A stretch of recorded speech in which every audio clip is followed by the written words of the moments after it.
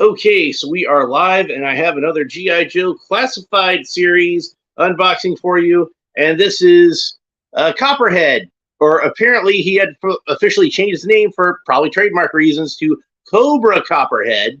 And of course, these newer boxes list the faction of the character right above the character's name, so that gives it the odd effect of Cobra Copperhead, which I found really amusing. Now, this is the first time that I've opened one of these boxes for the bad guys. This is the first time I've done one for the Cobra faction. Of course, I did Shipwreck and Rock and Roll for the GI Joe faction. So this gives me an opportunity to look at some of the differences between if you have a GI Joe or a Cobra. You will see that the QR code for Cobra is in red, and the one for GI Joe is in blue. And that goes for the little symbols on the back. So yeah, that's a little bit of a difference. So red lasers, blue lasers, folks. That's what it's all about. Knowing is half the battle, and then another quarter of it is blue lasers, and another quarter of it is red lasers. So like I'm more of a fan of the comic book than the animated series. I watched the cartoon when I was a kid. I enjoyed it fairly much. But I always liked the comic book better. And Larry Hama, who wrote the comic book and was the guy who actually created most of these characters, at least he looked at the design Ron Rudat came up with and then came up with the backstory and the character and everything. He never really watched the show. Like, I think he maybe saw bits and pieces of it during the 80s when it was on the air. And for the most part, it just wasn't his thing. Like, like the characters sounded wrong to him, that sort of thing. And people would often, when they found out he wrote G.I. Joe, say to him, "Oh, knowing is half the battle." And he's like, "What the fuck are they talking about?" so, yeah. So Copperhead, as you might recall, if you watched my video on Rock and Roll, I told you that Copperhead had been delayed and wasn't going to arrive until Saturday because that's what Amazon told me. But apparently he showed up on Thursday. So it's like he's supposed to show up Wednesday. He's supposed to show up Saturday. He actually showed up on Thursday. Make up your mind, Amazon. I'm just asking for some consistency. If you tell me it's going to be there on Wednesday, send it to me on Wednesday. If you tell me it's going to be there on Saturday, send it to me on Saturday. I'm glad I got them a little earlier than Saturday, but whatever. Just let me know when it's actually going to arrive. So yeah, there's a nice piece of artwork there. I've talked about how I like the artwork on this wave in particular, and unlike the other waves where they had different artists doing it in different styles, this one they've decided to go with a more consistent look, and we can see that. I believe these should all be the work of the same artist because they all look in that very same style to me. And I really enjoy this artwork because it actually reminds me a lot of, let's put them in order just for completion's sake. Because it reminds me a lot of the artwork that was used on like the G.I. Joe Adventure Team boxes in the 1970s. I think that's pretty cool. So yeah, we got Rock and Roll, we got Shipwreck, we got Copperhead.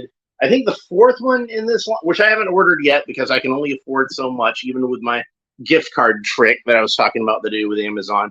I still barely made it under the wire with these. I haven't got Torpedo yet, but he's one I'll probably just buy outright once I'm in a more financially stable position, which hopefully should be very, very, very soon, because I should hopefully have that whole truck situation taken care of this week. So that'll be good. So yeah. Is there anything else I need to say about this? So we got the cross-sell stuff on the back. We got where it shows how his holster fits into his back. Got the accessory lineup on the front and the back. And he may look like he comes with a fairly light assortment of accessories, but Copperhead was originally a vehicle driver and I believe came with nothing. He had no accessories whatsoever. He just, piloted the boat, which was the water moccasin. So yeah, very popular vehicle. A lot of kids I know had the water moccasin. I didn't have it myself actually, but I know my stepbrother had it, which is probably why I didn't have it, because I always figured, well, I can just play with it when I go over to my dad's house. And for whatever reason, Copperhead seems to be a fairly ubiquitous figure in the vintage line. I think it was because he was part of a few mail away offers. I know he was in a vehicle driver mail away offer. He might have been in some other ones. And it seems like every kid I knew, whether they had a water moccasin or not, they had Copperhead.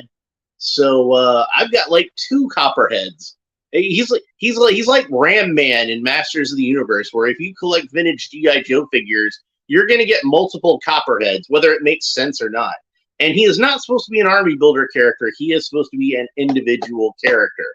By the way, the file card for the original Copperhead figure has a quote on it from Gung Ho. Now, most of the original file cards had a quote on there, but it's not really attributed to anybody. But just a quote where like somebody else is talking about the other character, and I believe it came from like a pure psychiatric profile or something like that. Where like the psychiatrist is putting together a psychiatric profile, and he'll talk to members of the team and then ask them, "Hey, what do you think about Snake Eyes?" Like it's actually Rock and Roll's quote that's on the Snake Eyes package, although I don't believe it's credited to Rock and Roll on that. That's a mashup of the actual Dr. Dennis O'Neill's psychological profile on Snake Eyes. One of the lines comes from that, and the other line comes from Rock and Roll. So that's kind of interesting. I'd like to know. I'd like to have access to Larry's original dossiers and see like who's doing what as far as that goes. I think that would be fascinating. I think Hawk does the one for Steeler too.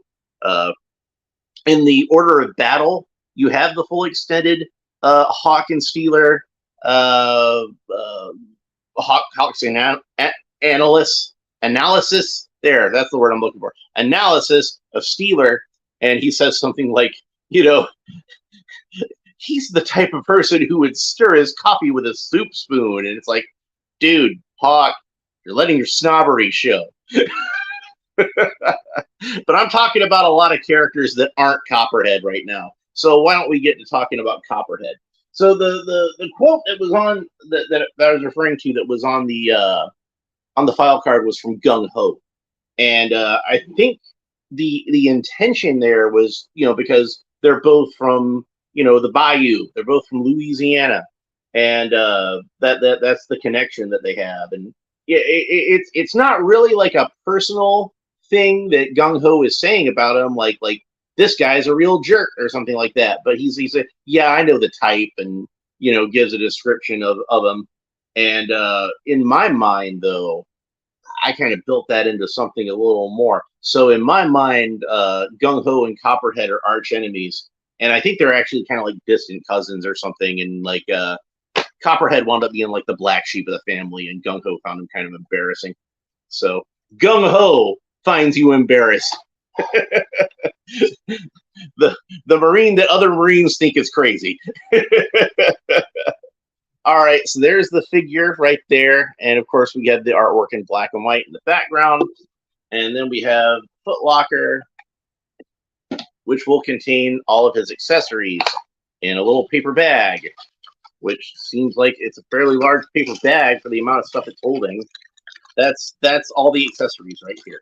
Because like I said, we got two pistols and a machete and the holster / backpack. And hopefully I'm getting all this stuff out right now. I don't want to drop anything on the floor again. So here we go. Let's have a look at his accessories. And so one of his pistols is like this Luger looking pistol, which I believe is the same one that comes with the Cobra officer. No, wait, his was a broom handle Mauser. This is a Luger. So like I believe this is a new gun then, because I haven't seen this one yet. So that's cool. Hopefully they'll use that one a little bit more. I like when the Cobras have like weapons like the bad German army in World War II. because that's like an obvious connection there. And like when I was a kid, our grandparents were the generation that would have fought in World War II. So I was asking them like, oh, what was it like when World War II was going on? And Granddaddy would watch a lot of old John Wayne movies, and most of the ones I remember were westerns, but some of them were World War II movies. Watched a lot of World War II movies when I was a kid. Patton was a favorite movie of mine. All right, so then we got the huge 44 Magnum looking pistol with a scope on it. So, and that is a guy who's compensating for something. that's a long barrel on that thing. That's last time I saw a barrel that long, the Joker was shooting down Batman's plane. And then we have a machete here. That's a pretty cool, unique looking machete. I like that. And then we have this large holster, which is going to attach to his back, and that's going to hold the Magnum pistol. And you can see it actually has a little strap on there, and that should peg into the holster. We'll see how well that actually works. In my experience, straps like that can be kind of hit or miss. All right, so then we have Copperhead himself. And he's not quite as bulky as I would imagine Copperhead as being. Kind of part of the reason that I had Gung Ho was I kind of wanted to compare them in terms of size, and I kind of see like I said, because I kind of think of them as being arch enemies. So obviously, I kind of think of them as being like kind of comparable in size. Copperhead, the original figure, seemed like they were trying to go for a bulkier look with him, but he was not very well defined in terms of musculature. None of the characters were that well defined in terms of musculature in the early part of the line. But if you look at a character like, say, Roadblock, you can tell that they tried to put some muscle tone onto him. At least on the chest, his arms were still kind of a little skinnier than I feel like Roadblock's arms should have been. Same with Gung Ho. He had like abs and stuff like that, but his arms were still a little on the skinny side. But Copperhead seems like they tried to give him some bulk without a lot of definition, and I could be mistaken about that.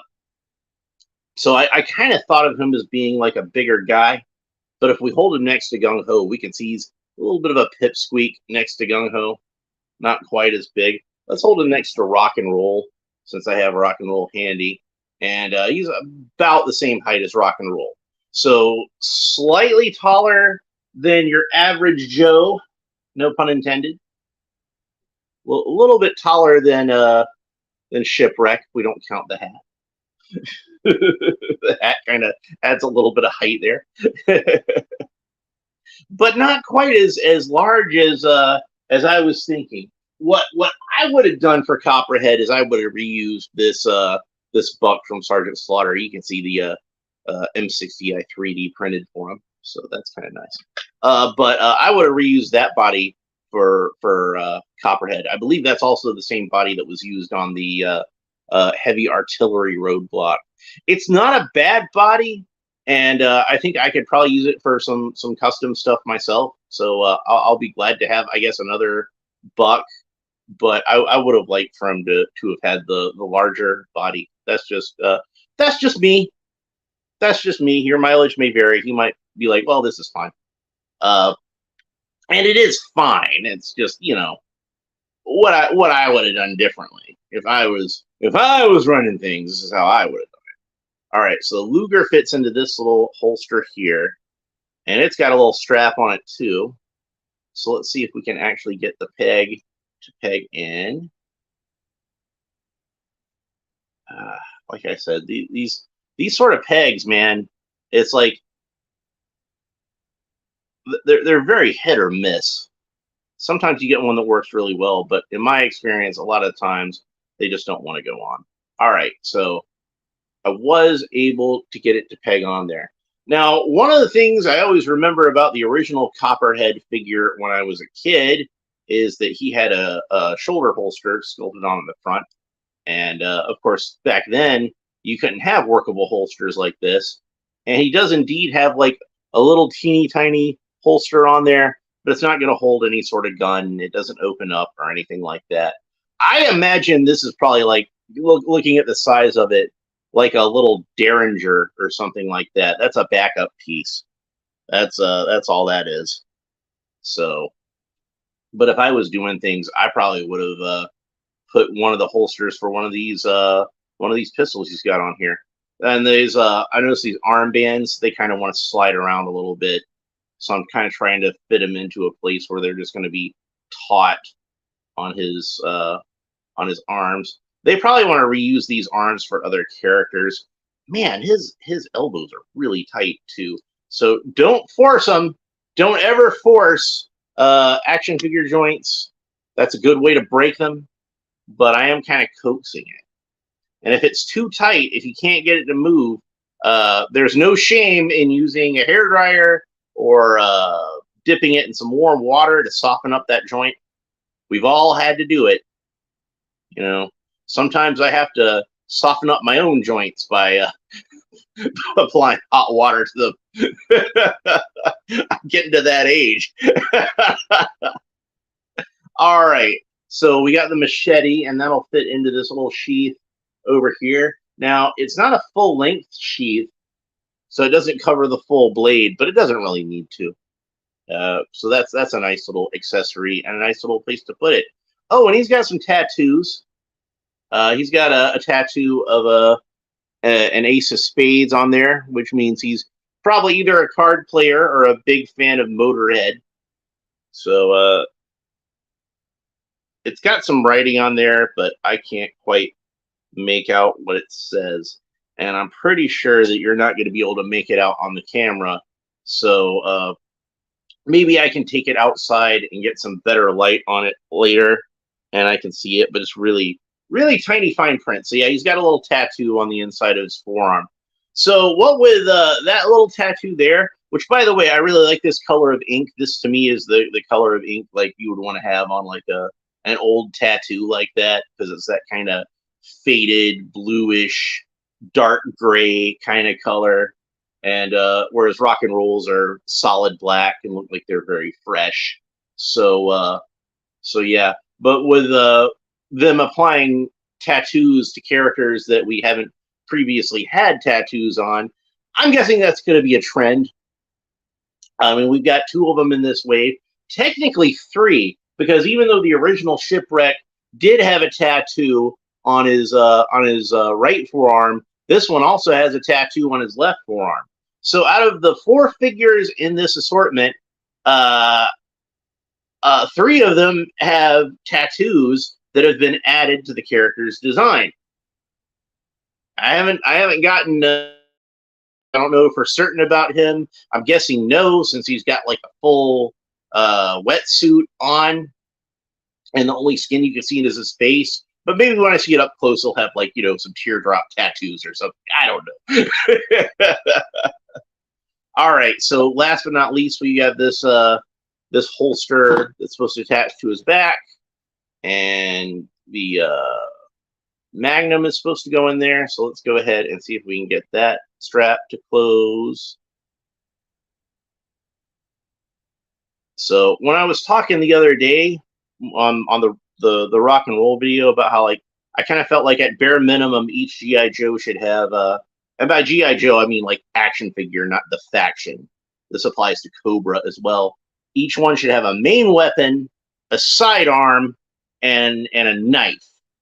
Although I should probably like expand that to bladed weapon, because I do feel like that counts as a knife in terms of what I'm talking about. Although it's not technically a knife, it still applies. So there, I was actually able to peg that in pretty easily too. Although I don't feel like it went in all the way. I kind of feel like it's out a little bit on one side. So, but it does seem to be staying. No, it came out. I was just bragging on you, and now you got to disappoint me. It's too bad. So if you wind up having a hard time with these straps, and I have a feeling I'm going to wind up having a hard time with these straps. You could probably just cut them off. They probably don't really need to be there. It doesn't fit in there quite as snugly as I would like, the Magnum. So maybe that one a little bit. The Luger seems to fit in there nice and snugly. So that one you probably don't need. So anyhow, let's go ahead and peg this onto his back. And I think it'll peg on better once I have the gun in there, because that way it'll have a little more structural integrity. If I try to press it on while it's empty, it's just going to kind of buckle on itself. And there, that did go on there a lot easier. So it does seem like kind of an awkward place to put a pistol. I will say that. So let's go ahead and put the pistol in his hand. Like I said, I don't remember the original Copperhead as having any accessories whatsoever, since he was a vehicle driver. And in the early part of the line, it was unusual for a vehicle driver to have an accessory. Like, I remember Steeler had an Uzi. And personally, I like to give Clutch an Uzi because they depicted him as having one a lot in the comics. And then I remember Frostbite with the Snowcat. I remember having that cool rifle with the big scope on it. And I'm sure there were a few others in the early part of the line, like 1985 or earlier, the earlier part of the line. I'm sure there were others, but I can't recall. So if anybody does recall, feel free to mention in the comments. So, and I know later ones would have accessories a lot more often, but I'm talking like the early days of the line. They often didn't have them. Probably Hasbro figured, well, they're driving a vehicle anyway. They don't really need a weapon. So there he is with the Magnum and the machete, and he looks pretty badass. So, like I said, even though I don't remember the original Copperhead as having any accessories whatsoever, it's obviously for a single carded figure, they got to give him some accessories. And I feel like this is a really good assortment of accessories. Now, if I was going to add something else to him, I might give him like an M16 with a grenade launcher attached to it, like what Leatherneck had. I think that would be a good gun to go with Copperhead. And I think Valaverse has put out some of those in their weapons accessory kits. So if you've got one of those on hand, that might be a good weapon for them. See, I got a couple of Valaverse and other stuff here. AK-47 that came with the Cobra officer and Sergeant Slaughter. Got one of those right here. I think that would be a good weapon for him too. If you want him to have something a little bit more like a rifle, I think that those would be good accessories. Now, I'm remembering that there was a Python Patrol version of Copperhead, and I'm sure he came with some other accessory, but I don't remember what that was at the time. So that also might be a good choice. If you can find one of those in a 6-inch scale and give one of those to Copperhead, I think he'd look really good with one of those. So we're going to put this AK-47 in his hand, see what it looks like with that. And pretty cool. I think that works pretty well. If you want to give him a larger weapon, I think that's one that works out pretty well. Basically anything that you think would look good with like a standard Cobra Trooper, I think would also look good with Copperhead. Maybe like a shotgun. Oh, you could do like an M16 with a shotgun attached to it, like Billy and Predator. I think that would be pretty cool. But yeah, Copperhead's a good figure, and he's definitely a good addition to your Cobra forces. I don't think he was ever really like. Maybe the character might have deserved to be featured more, but he wasn't ever like one of the core Cobra guys. Like potentially he could have been. I think like even Wild Weasel. You don't see Wild Weasel used a whole hell of a lot, but when he is used, it has some impact. I don't recall ever seeing Copperhead in the comic book, at least not the original Marvel Comics run. I don't recall ever seeing Copperhead. And I don't recall ever seeing Copperhead on the animated series either. you know, but if you read the file card, he's a fairly interesting enough character, and I've always liked the design of him. So, but that's probably like why when I was a kid, maybe I didn't necessarily think of Copperhead as being anything more than like an army builder, especially since all the kids in the neighborhood seem to have multiple Copperhead figures. By the way, I noticed like he had like this kind of leather cod piece in the front, like some of the dreadnoughts have that, but he also has it in the back, which is kind of strange. So it's almost like he's wearing this kind of weird leather gimp diaper.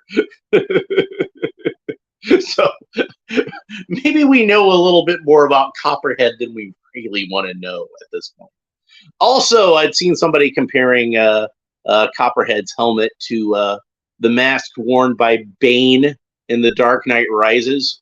So now I can't help but think of him as, oh, he talks in the Tom Hardy Bane voice. That's what Copperhead sounds like. So, at least in my head, that's what he sounds like now. Uh, but yeah, the colors are good on this. I do think that this green is a little more muted than the original vintage figure, but it's still recognizable as that kind of Copperhead green. He's got a silver Cobra sigil on the front. He's got the kind of shoulder holster thing going on, even though there isn't actually a holster in there. He's got a holster on his belt for his Luger and a sheath on his belt for his machete. He's got the light green pads on the pants and some cool black boots. So they do look similar to the boots that the Cobra officer had, but I don't think they're the same boots. But they're in a similar style. So Copperhead definitely gets a recommend for me. Like I said, I kind of feel like this was an underrated and underused character in the G.I. Joe mythos in both the animated series and the comic book. My only real complaint about him is that I wish they'd have used the bulkier body for him. I think that would have worked out a lot better. So but maybe they can get some use out of this more sort of medium-sized muscular buck. Like I think this would work really well for Ripper since he has a tank top also. Although Ripper's tank top is supposed to be kind of torn up at the bottom, but I wouldn't mind if they just had him with a solid tank top. I think that would be okay. So anyway, that's pretty much it for Copperhead. I'll try to do another video tomorrow, but I don't know what I'm going to do yet. So like I said, I got a big pile of stuff over there. I got some cool stuff that I would like to get open soon, but since I'm kind of committed to doing this whole video thing, I don't really like to open up stuff if I'm not doing a video about it, because I feel like I could be killing two birds with one stone and making another video.